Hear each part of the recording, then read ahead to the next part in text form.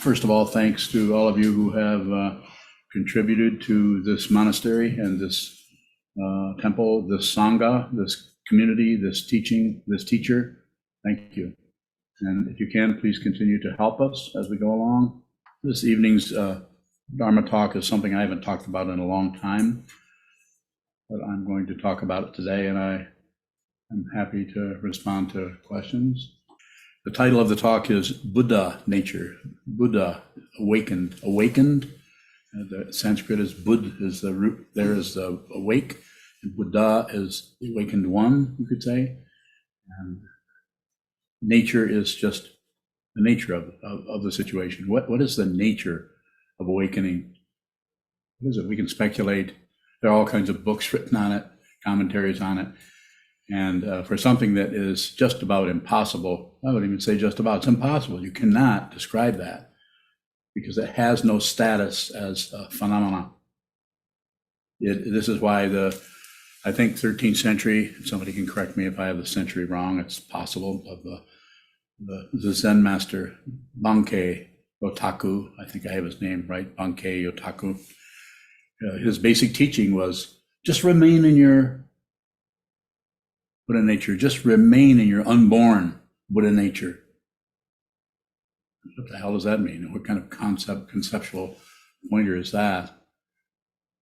Well, if someone's practicing sitting meditation, then why are you all smiling? Did you think I said something other than sitting meditation? Perhaps. That's entertaining. Maybe I'll have to do that again some point. So if you're practicing shikantaza or sitting meditation, then there is a possibility, there's no guarantee, but there's a possibility by sitting very, very still, facing the wall or facing the floor, or just sitting still, and whatever is continuing to move without your permission, without your agreement, without anything other than just observe. It's like watching clouds in the sky, fish in a pond, anything that's moving. It can be watching sounds. A bird, a cardinal flies by your window and makes noises. It has several songs. Do you know how many songs a cardinal has? There's quite a few, and they're all different. Anyone know that? Have any bird, Andrea, you know how many birds? I don't know how many songs. You don't? Would you take a guess?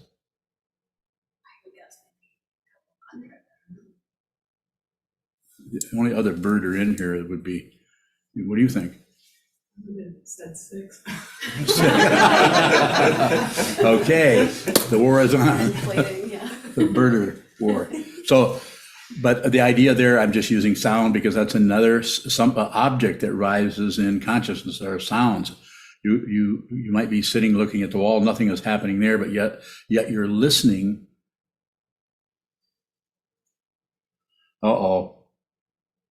Christine Cooney says there's, how many did you say, Christine? 16? She just asked, ask Siri. Yes. Who's this Siri dude?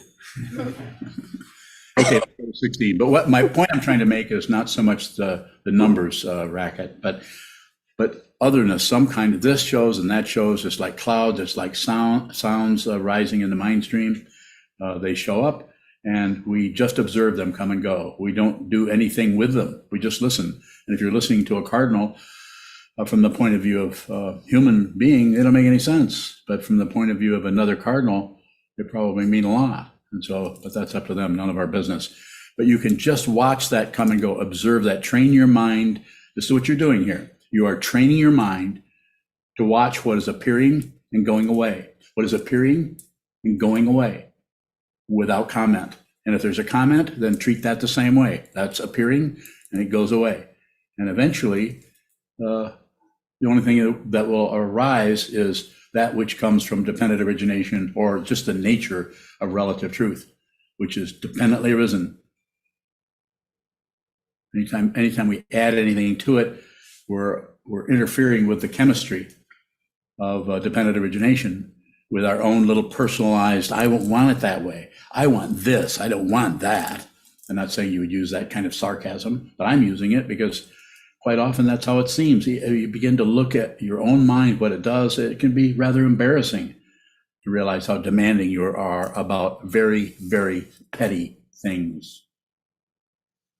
That will cause you to do what? Go in circles, not only through this day or next week or next year, but lifetime after lifetime. Is there more than one lifetime? No. Are there many lifetimes? No. Is there rebirth? Probably. Or the way my mother used to pronounce it was parbly. And I even asked her once, that's not the way you pronounce probably? She said, that's the way I pronounce it. Anybody want to go into a discussion of that with my mother? I don't recommend it. So whatever arises, you're training yourself to be, you can even use the word objective about just something shows up, it's a cloud, something shows up, it's a fish, something shows up, it's number 14 of the Cardinal's vocabulary. It's that one, it's that, and then that goes, and then another, and something else shows up, and then a motorcycle goes by. And you may, when you hear that, you may say, oh, that sounds like a Harley, or that sounds like, you may jump away from that into some kind of naming or definition. Is that wrong? No, it's just circular. And when you're doing sitting meditation, sit down, hold still, and watch the movement, you are slowly over time training the consciousness, which is all wrapped up in love and hate, right and wrong, up and down, back and forth, jealousy, just all kinds of pride and shame and all the polarities. Life and death is the big one. There is no polarity there. They are not, they are differentiated, but they're fundamental. You can't have life without death. You can't have death without something that's alive, simply put.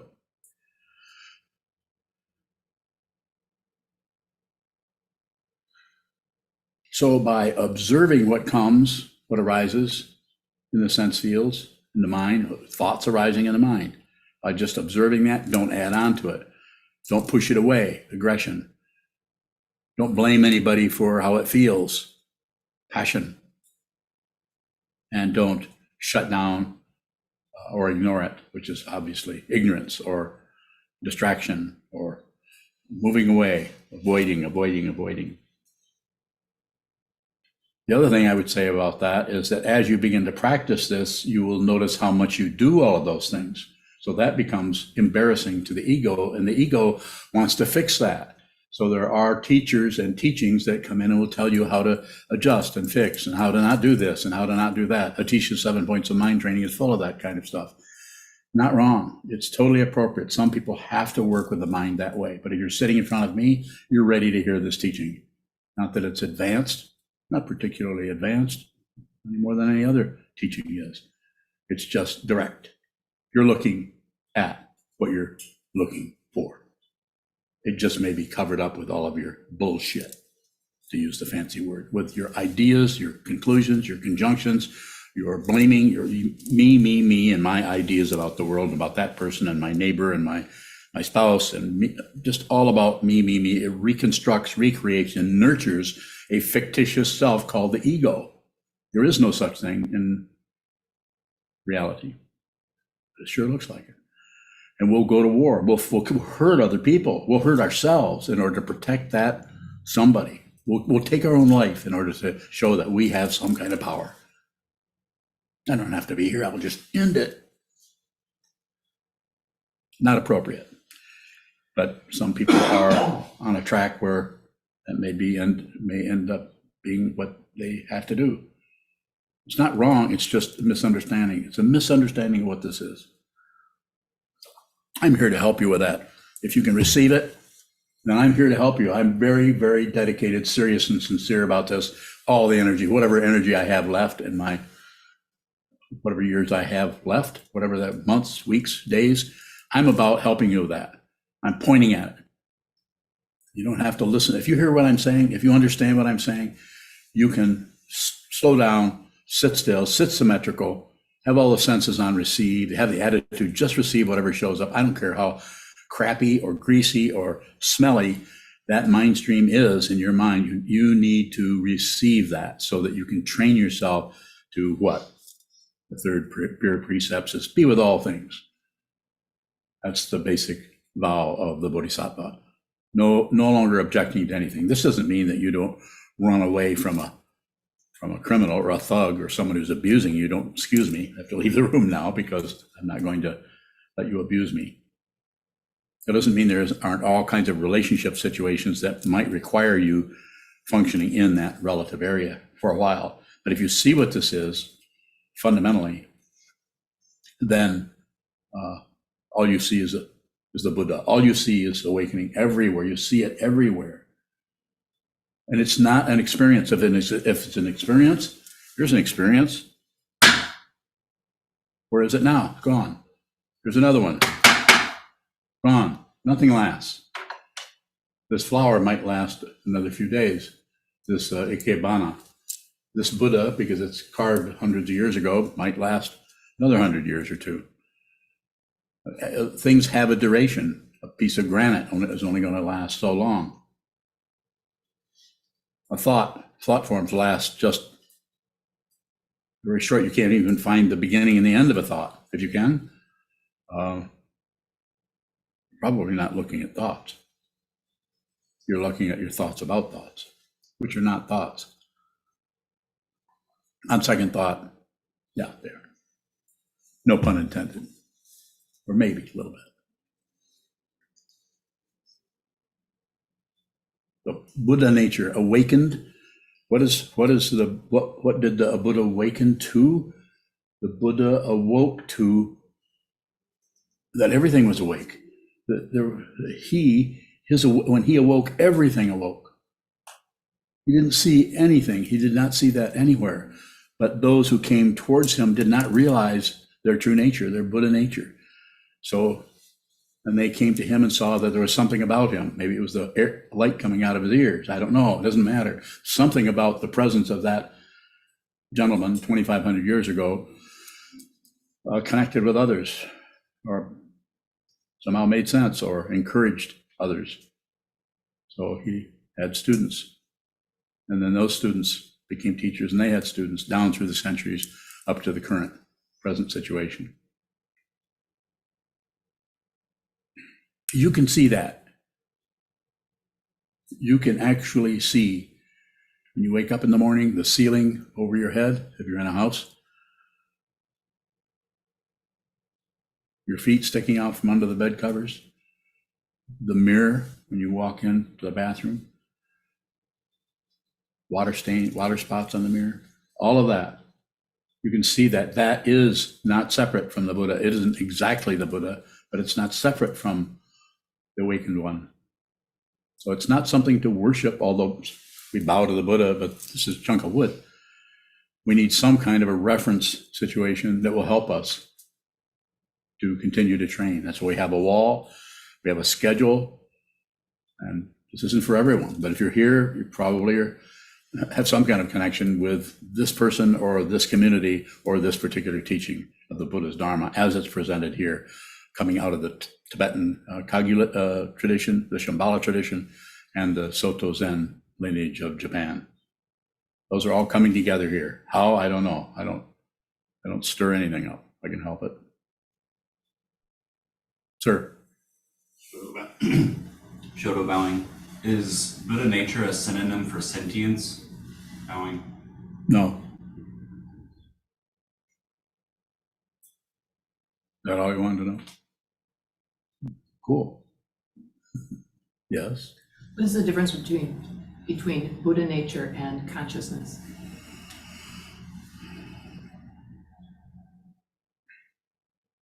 How does it look to you? Buddha look the same to me. So they're different words, probably very similar. There's no identity in Buddha nature. But consciousness, we experience consciousness through the sense fields, but consciousness is more than just a sense object and something arising in that sense field and is registered in the mind stream as a donut or the sound of a cardinal. Or as long as there's a human form, there's going to be that happening. Or What about Buddha nature only in humans? Only available? Everything. Everything. Yes. Please don't hesitate. Give me I don't care how hard the question or impossible the question may seem to you. Let's have a go. Bring it this way. See what happens. The worst I can say is, I don't know. And that's very likely. Go ahead. How does a concept like Buddha nature help us to see it? So that you will continue, so that you will intend to see what this is without having any idea other than what remain in your own, and you're unborn. It's unborn, so it's not, it doesn't have the technical word is ontological status as something, or it's not really phenomena that comes and goes. Those come, Buddha nature does not come and go. Everything else can come and go, but Buddha nature doesn't even remain because it's never occurred. So therefore it's not separate from anything. And what am I stuck with? I'm stuck with just using relative terms and words to try to point to something that's ineffable, that can't be described. That's why it's a spiritual path, not a mundane path of getting better and getting smarter and getting more enlightened and more reasonable and more. Those are all good too. It's just that they go around. If you just deal with just the symptom, then you never see the fundamental underlayment of the confusion, which is, of course, passion, aggression, ignorance, hope, fear. Fear is quite often is covered up by aggression. As I've said many times, and has been said before I got here, anytime you see aggression, that means that aggressive, if it's a person, that person is operating out of fear. They cover up, they're successful.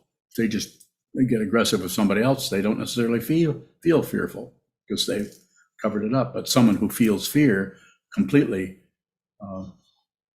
may just feel the fear and just have some kind of, as it says, one of the teachings say, just be a good host. Just whatever shows up in the mind stream, just be with all things. Whatever shows up, be with that. No war, no peace, no separation. Don't go to war, don't go to peace. More? It seems like Buddha nature can be this concept that doesn't help us go further. Like it can be a stand-in, like, oh, it's just Buddha nature. It's not a stand-in. It's a concept that is pointing to the fruition. You need something. You could probably do without that, but it seems to be necessary to do that. Realization, enlightenment. Anuttara Samyak Sambodhi, complete, unexcelled. Nothing goes any further than this enlightenment. So it's a relative way of saying that. So if nothing goes any further than the very existence of it is in the relative sense. That's not supported there. That's why it's a spiritual path. You actually transcend this. Your body, mind complex, your life, your history, your favorite food, and your most aggravating thought or feeling or emotion can just come apart and you can die. But Buddha nature does not go anywhere. And so what you're doing, put it very literally, you're making a transition. You're changing your allegiance over from the samsaric materialistic mind of getting stuff, keeping away other stuff, grasping, rejecting, shutting down, going to war, going to peace for that matter. That can be also difficult. If you don't understand what you're doing, if you're just going to peace in order to try to stop war, that's more warfare. Don't go to war with war. How do you do that? See the war in here. Just be with the war in here. And that will it will deconstruct itself if you don't continue to construct it over who caused it, why it's happening, how you can get rid of it, which one of the 59 slogans of Atisha's 7 points of mind training is going to work best for you. Don't fix anything. More? Yes. Relatively, if we have symptoms and we start to look for a root cause, that still feels somewhat circular. It is. Ultimately, if we're looking for the basic confusion, is that still circular? Not necessarily. If you have a strong sitting practice, in other words, sit down, hold still, or you're observing this and you have some kind of connection with what that teaching actually is, You're actually starting to mean something to you. You're not just sitting there turning into a vegetable, like it's been referred to in the past, but you're actually looking at the area that you could even call the root of the consciousness. You're actually watching this come up. If you use technical terms, you're watching how things come out of the alaya vijnana or vijnana, the actual storehouse consciousness. You're watching how that comes into the seventh consciousness, or that part of the mind, not just a simple processing mind, that's available to all of us all the time, but that part of the consciousness that is paranoid, that closes right down if there's any threat. Whereas the Buddha nature, or the Buddha mind, doesn't see any threats. It doesn't mean that it won't get out of the way of a speeding motorcycle in the road. It would move over. But it doesn't see anything fundamentally threatening, because it doesn't see anything else but awakening everywhere. More? Bowing. It seems like we could waste our life looking for that basic confusion and still never see it. You could. But it seems to be necessary to go at this with some sincerity and some persistence. This is why we have a vow. You received the lay precepts, Bodhisattva precepts, is to put others before yourself. Pretty hard to do, isn't it? Pretty difficult. But it's not about accomplishing it. It's having the intention to do that. And how that shows up for you, or for me, or for anyone else who takes on that vow, either formally by actually taking a vow with a preceptor, or just doing it yourself. Just reading the Way of the Bodhisattva by Shantideva and trying to practice that. You could do that yourself. I'd say it's very difficult to do that on your own, because ego will step right in and start to become your own personal Shantideva. That's why it's necessary to have a true teacher, a teacher who he, she, they teach out of what they're looking at, not about what they think about. Even though their thinking process could be extremely powerful, and they could be a Buddhist scholar. I've met Buddhist scholars, many of them, over the last 50 years. And some of them are extremely smart. But are they awake? That's the question. Are they awake? Are they actually awake? Or are they just really smart and really can talk circles around you? Some of them are even show up in other areas. One I met was a nuclear physicist, extremely smart. Was he awake? Should I meow right now? So do I know? Of course I don't know. I don't know. I'm not going to judge that person by saying, well, this teacher's not, and this teacher is. I'm not going to do that. What I would do is say, you find out. You find out. You'll know. If you come before a teacher who's not a true teacher, and you've been facing a wall for a few years, it's going to be pretty hard for anybody to pull the so-called proverbial wool over your eyes, especially if you've been listening to me, because you can't even find me.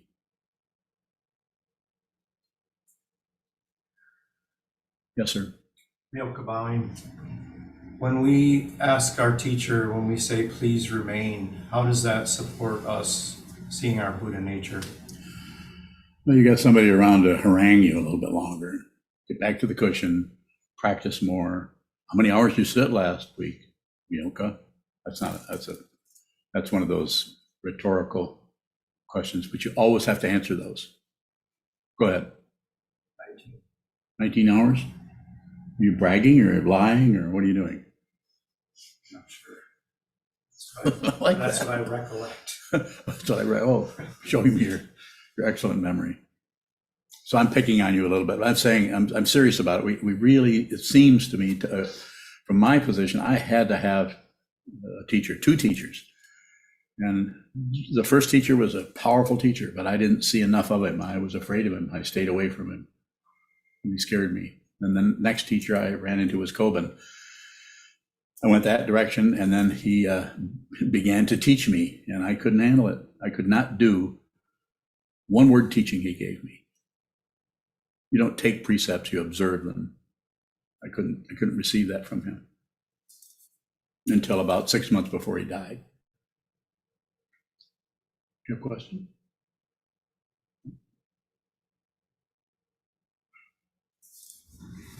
Senchu bowing. Earlier you said that in Shikantaza we are training our minds to be more objective with what arises. Somewhat, that would be a way of talking about it. Eventually, it goes beyond the objectivity also. In becoming more objective, do we become less subjective? Not necessarily. You could be even more subjective because you're so damned objective. It's a circle. There's not two things anywhere. Not even one thing. It's complete. What the fancy word from the movies would be matrix. It's a matrix that if you see it close, it's just you can't calculate it, can't figure it out. Calculus will not work, nor will artificial intelligence. Go ahead.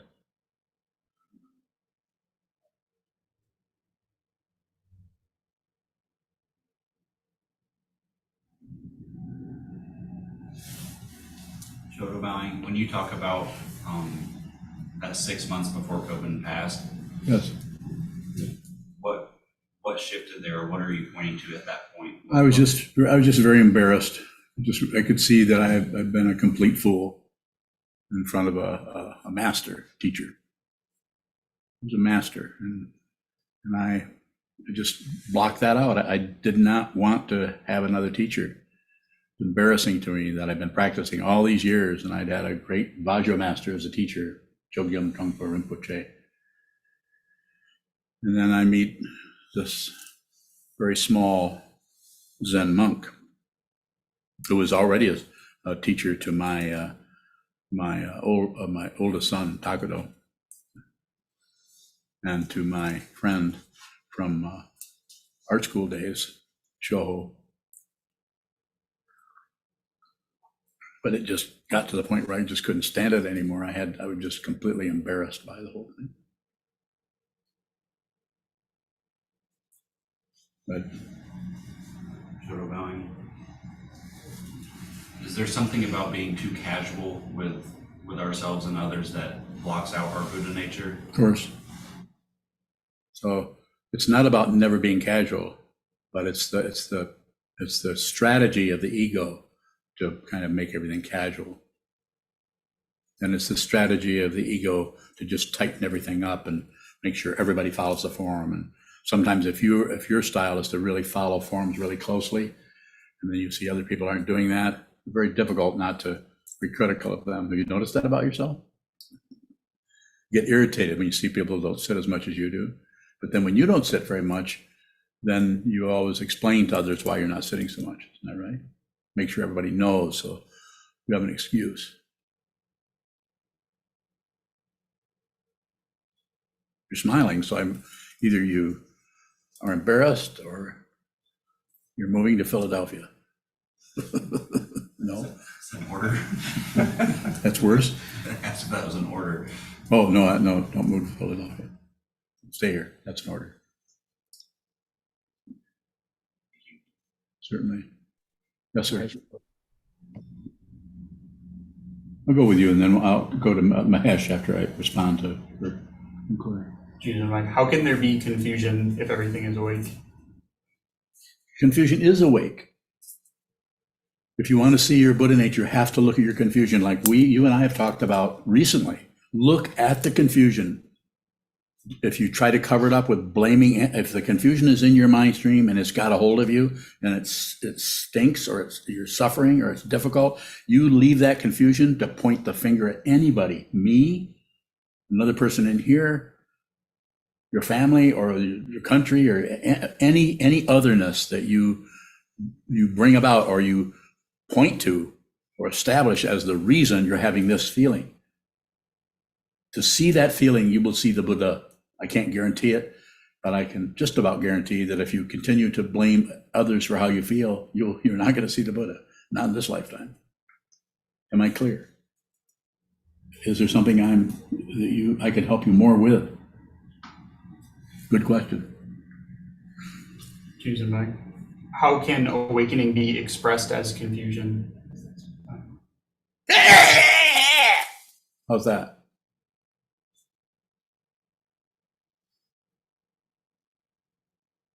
That wasn't helpful, was it? That's why I don't do it very often.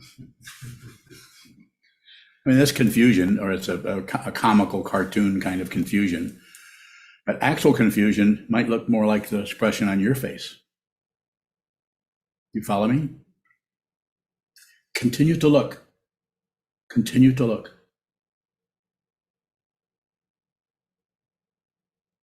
Continue to look, and don't make any assumption. When you look at it, don't assume that you're looking at this or that or the other thing. Just continue to look. Have a willingness to not know what you're looking at. In this way, the ego mind, the self-centered mind, the thinking mind, which your ability to think is pretty powerful, it starts to come apart. It won't prevent you from working for Google. You might be even better at working for Google without having your mind clogged up with false beliefs or confusion about the nature of reality, thinking that this is real and that's not. Not just picking on you. Everyone's doing their version of this. If you're not, I don't know what the hell you're doing here then. More? Good questions. Thank you. Thank you for exposing yourself a little bit. Mahesh. Mahesh Bowing. I'm wondering how some teachers are deeply realized while others are not, when all of them have seen through their self. Is it based on what level of bhumi they're on? Bowing. What is it you want to know, Mahesh? I heard the question, but give me a simple question that I can respond to, and that will be helpful to me, to you, and to everyone else. I don't want to get into boomies. Go ahead. Yeah, I'm wondering why some teachers are not, they're given Dharma transmission, but how come they don't appear very realized? Bowing. Damned if I know. There are a lot of teachers, but I don't think there's a lot of realization. I'm not saying there isn't some, there's probably a lot. I just haven't seen it. And why would I? Well, they're not, if someone has realized, they're probably trying to help others. They're not busy trying to prove anything to me or anyone else. As soon as you hear someone start talking about how realized they are, it doesn't smell very good. It's anytime anyone kind of puffs himself up a little bit. The only one that can do that and get away with it that I've ever met was the Vidyadhara. He could do it, but he also had an interesting sense of humor in that area. You have to go and read 3 or 4 of his books, and you'll see it. Mahesh Bowing. Sure. So what goes on between seeing through the self and then seeing through others as illusion, like that the path during Yes. that path? Bowing. So self and other, is that what you're at? Seeing through the self, seeing through other? Yes. Same thing. It looks different when you're practicing it, when you see that there's no solid self in the skandhas. Form, feeling, perception, concept, or consciousness. And then whatever is arising as an object, sound of the cardinal, unreal. They're there and they're arising in consciousness, but there's no one who's conscious of that. There's just consciousness.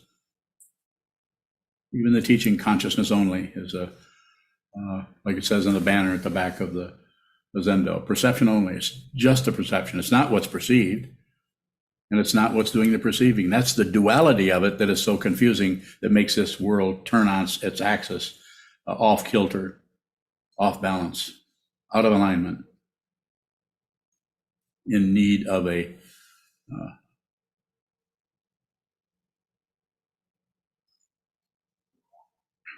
front end alignment, which might be just seeing that it's out of alignment, and then you see that everything is aligned. Mahesh Bowing. So when someone sees that the self is an illusion, why can't they see others are illusion? Because at the same time you see everything is one, right? Bowing. So you begin to see the ego is made up of a lot of parts, and we begin to see that the form, feeling, perception, concept, consciousness, begin to see that those are not really hooked together. You can actually experience intellect without all the others, and you can experience body without all of the others. You can experience just perception without all of the others. It's just a way of talking about it, using concepts to talk about it in a way that it doesn't get together into somebody going somewhere with a particular agenda or idea. So that's the supposedly, and not only from this point of view, but other teachings say that seeing through the self that's the first part of it. Then you have to see through the otherness. When they talk about the different bhumis of the Bodhisattva path, which you mentioned briefly, don't particularly want to go into that, but I think, what is it, 1.5-fold egolessness. The idea in the Kagyu tradition is, as I understand it and remember it, is that we first begin to see that there isn't a solid person here, but we're still hooked on other. We still think there are the other people out there who are not as clear as we are, because we see there's no self. But we still think there are others out there who don't see through that there's no self. And of course that's true relatively, but that doesn't mean they are an improvement on, or that you are an improvement on what they're seeing. Very fishy area. Train your mind to see it. See it yourself so that you see it. You won't have to come and check with me and see, is this what you were talking about, Sokuzan? Or you'll know it. Shoto bowing. If someone's seen through the self but thinks others haven't, isn't that a kind of still thinking there's a self? Yeah, it's a Pratyeka Buddha, is a classical self-style Buddha, someone who's awakened themselves, but they aren't even particularly interested in helping anyone else awaken. They just want to benefit from the awakening, from not being a solid, separate being anymore, and can delight in their awakening. It's a way of talking about it. Does Buddha nature point to something that goes beyond seeing no self and no other? It's you could say that it's beyond, but it's actually not beyond. It's not separate from anything. Everything is Buddha nature, but it's covered up by passion, aggression, ignorance, pride, envy, jealousy, fear. It's covered up. You can't see it. Sometimes it's called the Buddha in the palm of your hand. The Buddha you're looking for is right here. It's that close. It's right here. It's I think I said every water spot on your mirror in the bathroom. The Buddha, the awakened one, not the guy who lived 2,500 years ago, but what that person was pointing at. The finger pointing at the moon. Look at the moon, and the finger disappears. The teaching disappeared, into the moon. Just a way of talking about it. I think we're in book study talking about that. Dogen was talking about that, or somebody. Okay. Question? Adriana asks, how can I work with the feeling of betrayal and hurt without shutting down? So there's a lot of story, a lot of soap opera around that. Anyone that would ask that question would have a different background of stories about that, who did it and who betrayed who, and I was only trying to do this, and then they stepped out the other direction. And so the simplest way to say is spend a lot of time in front of a wall and watch how you shut down, so you get very familiar with your particular style of passion, aggression, ignorance, pride, envy, hope and fear, and all the other dynamics that enter into just being a living being and trying to navigate the six realms of the human realm. I'm not going to go through the realms, but different ways that the mind operates. So just observe. Give it the benefit of the doubt, rather than abandoning what arises for I've been betrayed. If they hadn't done that, probably everyone in here is dealing with that on some level with somebody who is. I know I certainly hung on to how I was treated by my stepfather for many years. And now when I look at him, I think, well, he couldn't have done it any other way. He was suffering, and the only way he knew how to cover up his suffering was to somewhat take it out on a little boy. But you have to see that. You can't just, well, I feel this way because my stepfather abused me. Well, of course he abused me. He was abused. It goes downhill. This abuses that, this person abuses that, and it just goes on and on. It's not only a a circle. It's a huge circle. So this is why step off now. And how do you do that? Sit down, hold still, watch the mind, get to know your mind so deeply that no one will ever fool you again. And why won't anyone ever fool you again? There isn't anyone. There isn't anybody. You have to see it. Otherwise, you'll continue with your present paranoia, not accusing you of anything, of thinking that just because a neighbor has a weird flag on their wall, they're somehow the enemy. No, they're suffering. That doesn't mean you can open to go over and convert them to Buddhism. Don't do that. Don't convert anybody to Buddhism. That's a misunderstanding. Don't teach anybody to meditate. You meditate. Somebody sees you meditating, they might say, why are you doing that? And then you'd have to come up with your response. I don't know.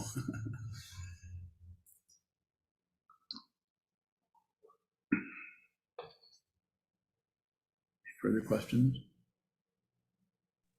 Sir. Bowing. Go ahead, Young. I have a question actually from our study. The metaphor sun and the moon, the sun refers to Buddha nature and the moonlight refers to the reflection of the Buddha nature. So my question is, does the metaphor give us a reference point for us to relate to the Buddha nature and enlightenment? Yes. Is that a reference? Yes. If you wanted to continue to use those, you could say that the sun is the Buddha and the moon is the Bodhisattva, or the one on the way to becoming the Buddha. You could say, you could even go further. You could write a book about it. You could look at the phase of the moon and see which bhumi each phase was. It could get very complicated, very fancy. And people would read your book. And you could tell them, I was your teacher. Bowing. Yeah, the reason is, also I had a question about why is always talk about the moon when we study, especially regarding the enlightenment, is why is always is the moon or the sun? Bowing. I wouldn't get too tricky with it. I mean, Jupiter has more moons, so I don't know what's happening over there, but those guys got to be really confused on Jupiter when they're have this pointing at the moon. Which moon are you pointing at? Well, then what they would do is probably say, well, this is this school. That's why this school of Buddhism points to two of the moons, and this other school. I mean, I could go on and on, but you know what I'm saying. Don't squeeze those concepts too much. Just use them. If the moon, finger pointing at the moon helps you, then use that. But don't necessarily go in and try to construct it in such a way that you get some kind of deeper truth out of it. It's already deep enough. It's just the moon. It's just the moon. It's just the sun. It's just light. These are ways that light approaches or light shows up for us. Bowing. Thank you. You also said our Buddha nature never die, is unborn. Yes. So as a human being, are we able to have a glimpse of the Buddha nature? Have a what? Have some glimpse of the Buddha nature. Glimpse? Yes. Yes.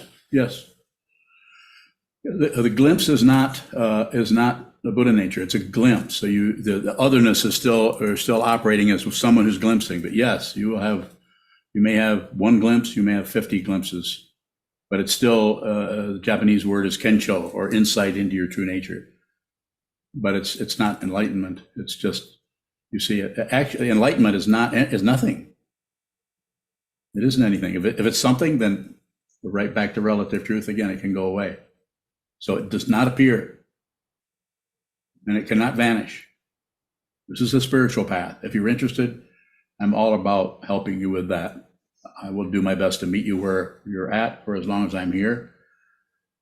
And I don't know what else to say other than train your mind. See it. Don't get it from me, even though I talk about this over and over again, week after week, month after month, and so on.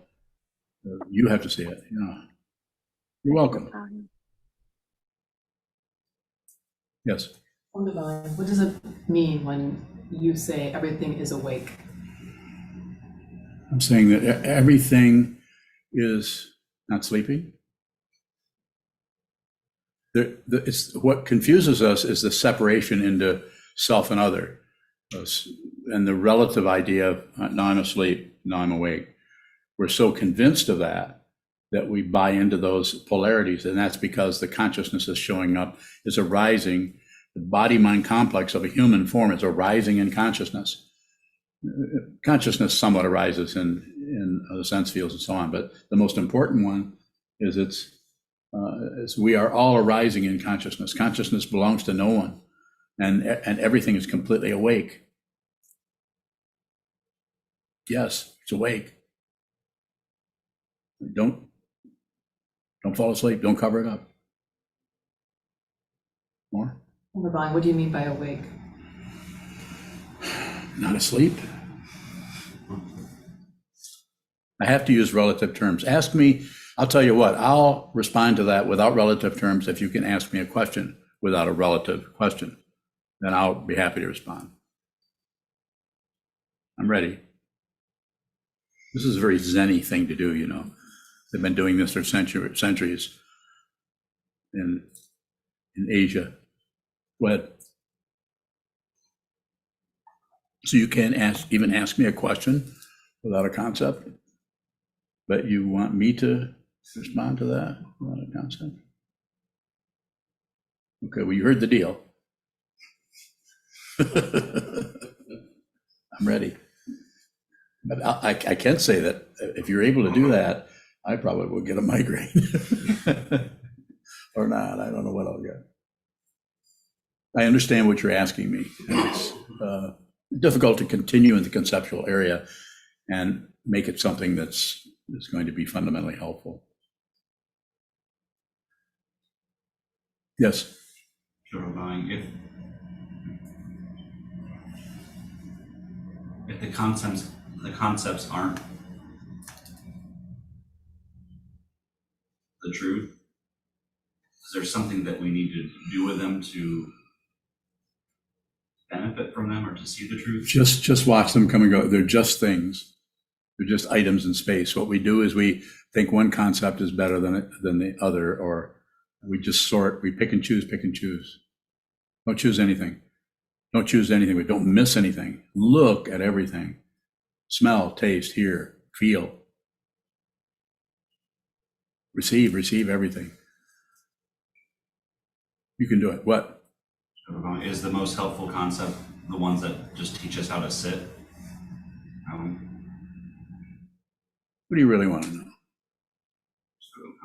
You teach so much. I do talk a lot, don't I? Why? Like to hear myself talk. I don't know why. I spent over 30 years just studying and not saying much at all.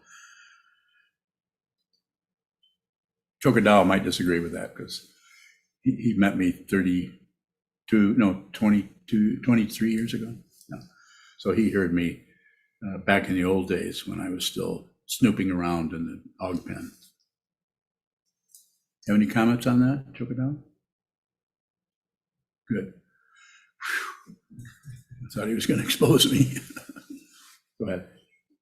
Sure, if we have the intention to help others, do we need to see what this says for that help to be thorough? I think those all work together. Just that's why the vow is so important. I vow to be with all things. I vow to save all beings. Even though you know you can't do that, you don't even know how to save ourselves particularly.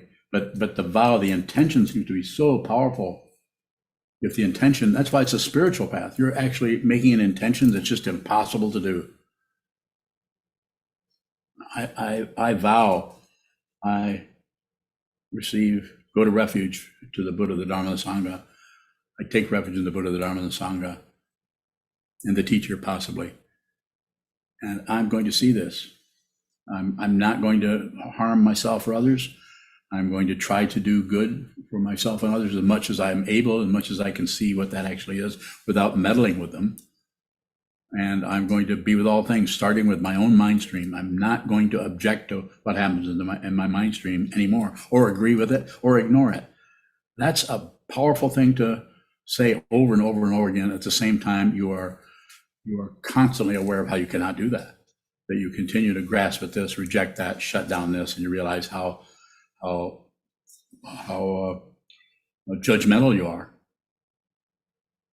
You realize that you're just judging people. You don't mean to, you're trying not to, but you notice how there's just kind of a knee-jerk, your finger comes out of the holster, and the next thing you know, you're pointing at someone, and maybe in your mind stream, maybe not, maybe you're being very kind and sweet to them, but you're entertaining, you could say, thoughts of, this person's a creep.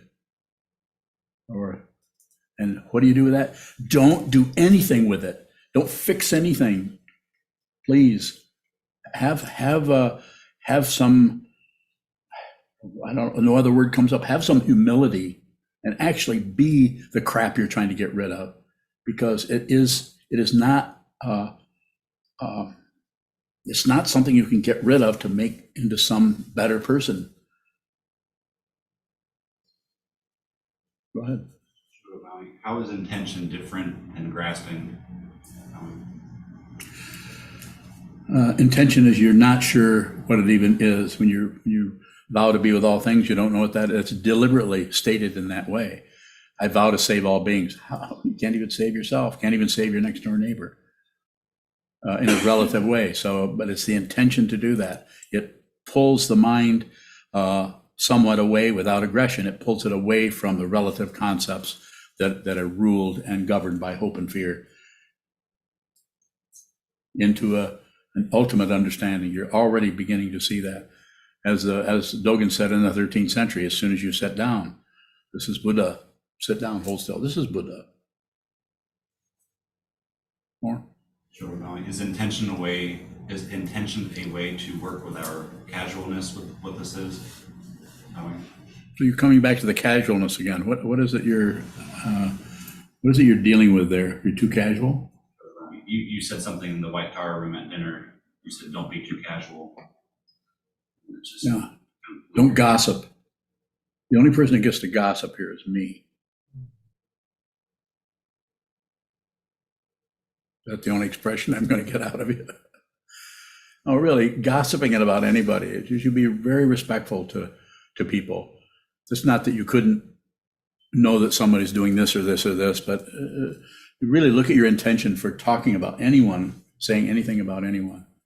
And quite often that will expose areas of consciousness that are still trying to get something, ego.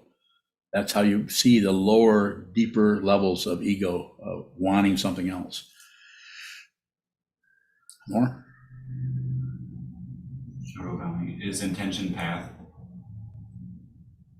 Yes, intention is the way. Shodo, which means illuminated path or shining path or some kind of a smarty pants path. Yeah, smarty pants path. Is that it? Show, smarty, do, path. I guess I left the pants out, so we'll just go with shining path. How does that strike you? That's your name. What does that mean? How does that name? Do you ever think about that name? What I'm basically saying there is everything is the path. It's always in front of you and it's always brilliant. Just like this gentleman here, his name is Sokuzan, is Freedom Mountain. Where did that come from?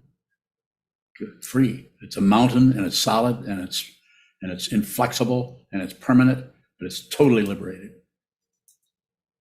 And why did I give him that name? I'm not going to tell you guys. Then you'll start giving people names and then you'll be popular like I am. Go ahead. Is it possible to stay on the path too long? I'm not sure what you're trying to find out there, but I would say no. I'm not sure what you're saying. Eventually there isn't any path. It's just this. There's nothing more happens. But first there has to be a path, ground, path, and fruition. The ground is suffering or discontent or struggle or confusion. We look at that and then we, perhaps if we're lucky, as far as I'm concerned, would be called well-favored. You stumble into the Buddha's Dharma. You meet somebody who shows you a book or tells you something, or you show up at a meditation class or something and it's got you.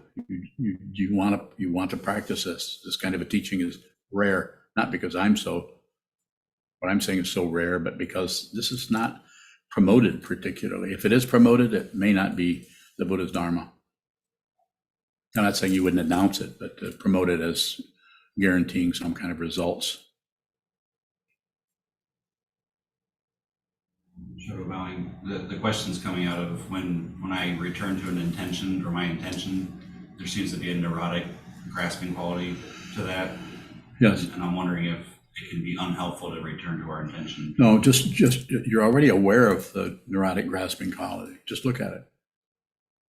Don't change it. Don't get rid of it. You do not have to get rid of anything. Anything that arises is dependently arisen, has a right to be there. Everything that arises is a card-carrying member of relative truth. It has a right to be here. Why? Because of everything else is supporting the singularity that is an illusion that you and I and most of the world is deluded about. We're deluded about that.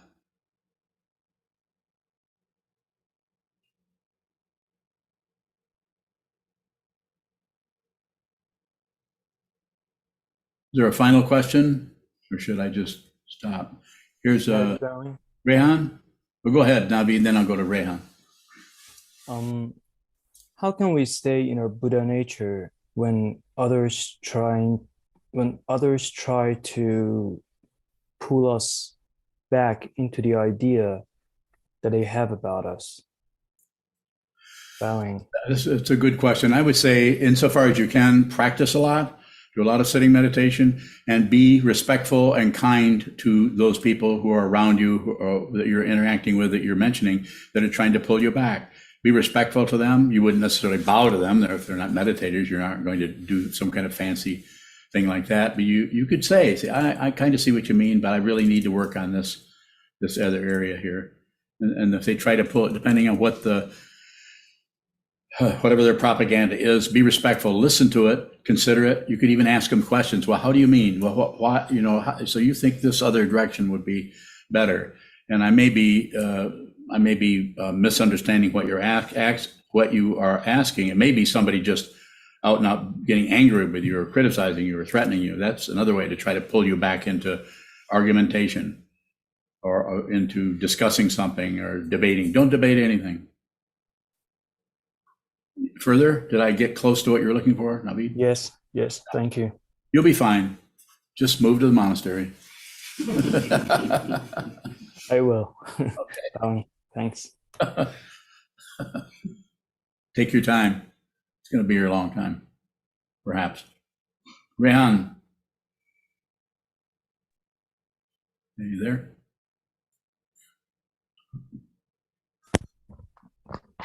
Rehan bowing. Sorry about that.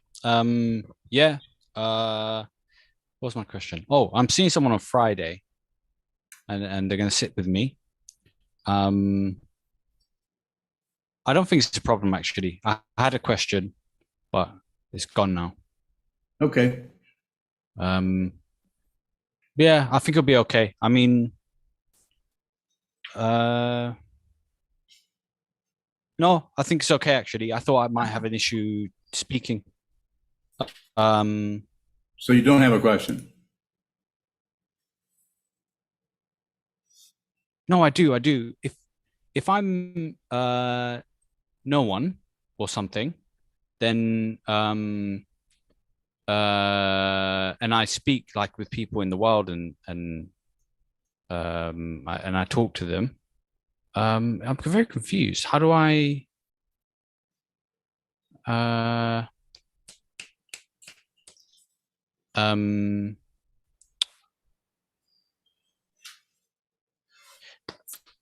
I had this problem where I go blank.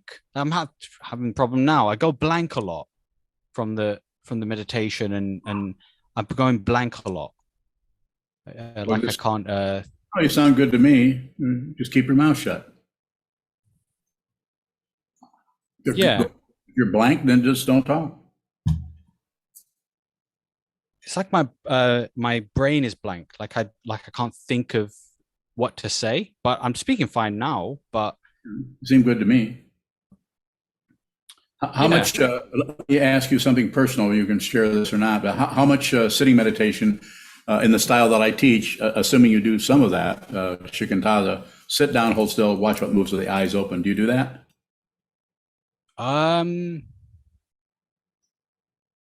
Watching my mind. My mind, it's yes, I do a bit of that, like a little bit, watch in my head. Are your eyes open? Yeah. Go on. I don't okay, I don't think I'm going insane. Like I think I'm okay. Like I was walking around and I thought, well, maybe I'm losing my mind because You'll be all right. I think I'm okay, yeah. I'll be okay. You're okay. Sit a lot. That's my final. Sit a lot. Sit down. Don't do a little bit of sitting, or else don't do it at all. Do some other form. But if you're talking to me, if you continue to ask questions from me, you can't be practicing some other way. Now, can you? Of course, you can do whatever you want. But I'm saying it might work better if there's a little bit of CCC, communication, cooperation, collaboration, going on here, where I'm saying practice in this way, and then ask me questions based on what's coming up in your mind stream relative to your family, your community, the world, just what you're dealing with. And that way there can be some, possibly the responses to the questions will be fundamentally helpful to you in a way that won't be just engender further circularity. So just keep sitting. Sit a lot. Is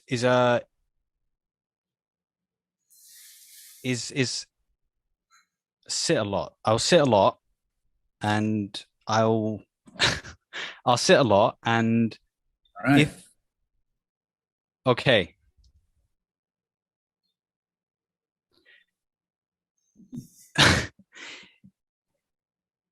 Sounds good to me. Do that.